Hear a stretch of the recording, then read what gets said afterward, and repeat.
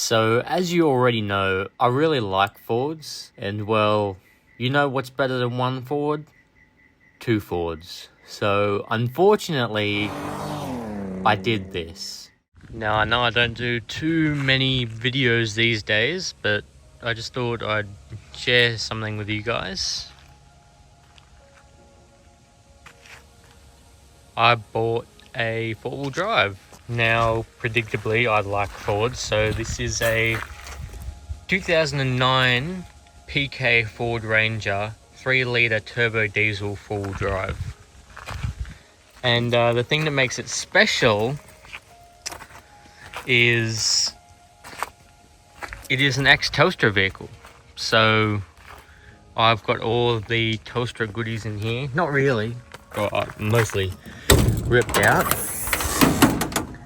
So I have already done a few things in here. Well, I've taken this shelf out for one because I don't need two of these, right? I've got, these on each side. This has got just a car battery on there at the moment. I'm going to put a deep cycle on there at some point. I've got this going to a fridge that the compressor has gone out of, so I don't know why I paid $200 for that. So that's gonna get some fixing.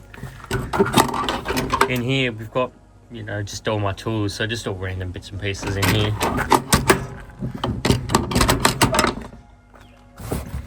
And then here, this is a campsite jack that just goes into here. I've got a solar charger. Funny enough, this saying 12.3 saying something different to the car, but anyway, I've got lights up in here.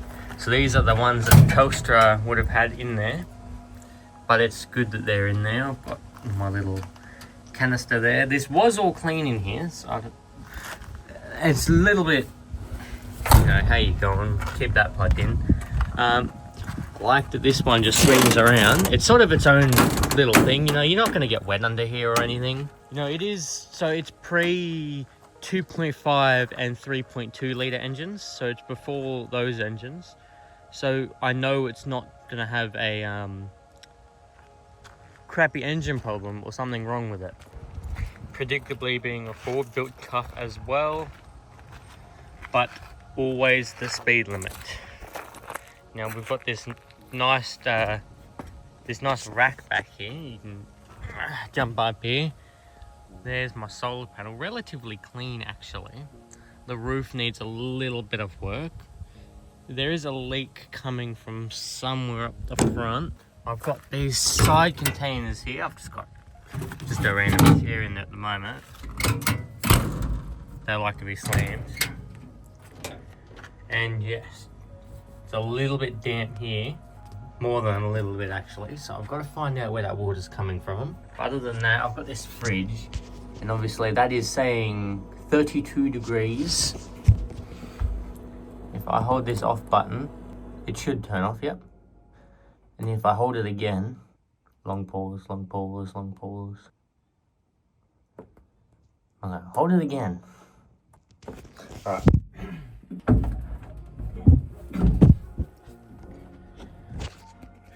Alright, maybe I unplug it from the side and then plug that back in.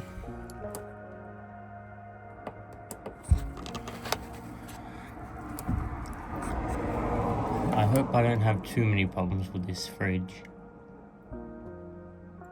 There we go, it's on now. I heard the compressor try to spin. So it is, yep, E3, that's the error code. So that's something to do with the compressor. But talking about that fridge, that is not a knock on this vehicle. I bought the fridge for it, not knowing that the fridge was broken. The interior is relatively clean. There's only a few things, like this head unit is obviously, even my 04 Falcon has a LCD screen, but I have ordered a Android Auto or Apple CarPlay screen thing that I'll put in a future video, probably the next video on this car. Alrighty, time for a second video on the Ranger. So we've got this old shitty head unit thing. just obviously stock with the car. I've got a new one, a touchscreen here, and I'm just going to go ahead and put that one in. It does have full drive, low and high, and it is a manual, so very hard to do some skiddies. I've got a UHF in here, which I will probably be replacing this one, and there is the battery monitor that comes into the car so I can see it. Now, sort of only drawback is obviously this is only a single cab, but it's not too bad in here. Obviously a bit dirty behind there, but I'd say other than that, a good buy. For I paid $8,000 for it, and it has 191,297 on the clock. And as you're about to see, it can still do some fat skiddies. So I guess what I'm saying in conclusion is I bought my first full drive, and it's not a bad one either. It'll do everything I want it to do, and that is pretty much enough for what I need from it. It'll be a while before, you know, I obviously actually take it full driving, but you know, you always just need that little bit of, I know it doesn't look like I'm moving, but I am. I'm always gonna just, you know,